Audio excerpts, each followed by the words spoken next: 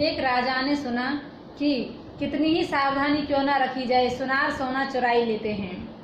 तो राजा ने विचार किया कि ऐसा कैसे हो सकता है, सावधानी रखने पर भी सुनार कैसे सोना चुरा सकते हैं। तब उसकी परीक्षा के लिए सुनारों को बुलवाया और कहा कि देखो, आप निश्चित तोल का सोने का हाथी बनाकर हमें दीजिए।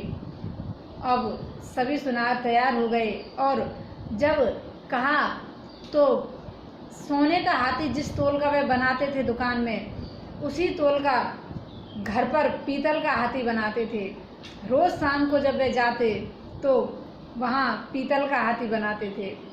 अब जब सोने का हाथी बनकर तैयार हो गया तो वह जब शाम को अपने घर गया तो अपनी पत्नी से बोल दिया कि देखो, एक चौड़े मुँह के मटके में इस पीतल के हाथी को रख कर के लेके आना और उसी समय हम स्वर्ण के हाथी को इसमें रख देंगे और पीतल का हाथी निकाल लेंगे।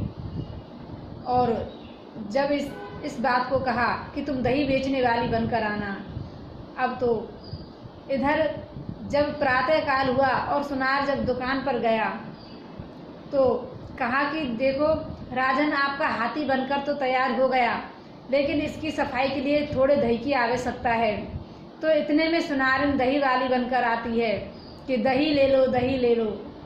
अब तो सुनार कहता है कि लाओ, हमें दही की आवश्यकता है, कितने दाम लोगी? कहा कि दाम की क्या आवश्यकता है, राजा का हाथी है, मुझे कोई दाम नहीं चाहिए, आप पूरा मटका रख लीजिए। तब उस मटके में जब वह स्वर्ण के हाथी को डालता है और पीतल का हाथी निकाल लेता है। अब तो राजा से कहता है कि हुजूर लीजिए, आपका हाथी बनकर तैयार है। अब राजा ने कहा अभिमानवश कि बताओ, इसमें से तुमने कितना सोना चुराया है?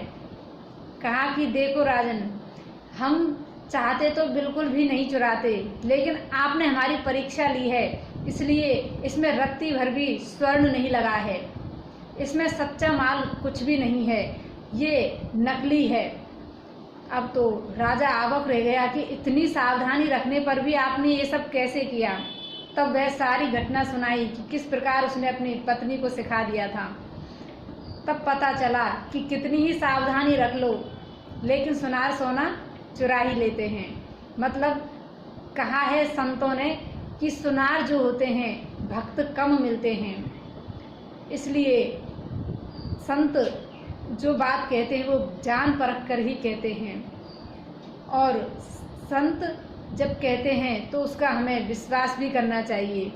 कहते हैं कि सुनार और जो बनिया हैं वो भक्त कम ही मिलते हैं, क्योंकि वह झूठ पर ही आधारित रहते हैं, और जब वह झूठ नहीं बोलते तो फिर उनका काम कैसे चले। इसलिए उनमें भक्त बहुत कम होते हैं। सच्चाई के साथ ही भगवान रहते हैं, झूठ के साथ नहीं। चाहे वो व्यवहार हो, चाहे संसार हो, और चाहे वो भगवान का पूजा पाठ हो। इसलिए भगवान का होना है तो सच्चे होकर ही भगवान के दरबार में जाइए।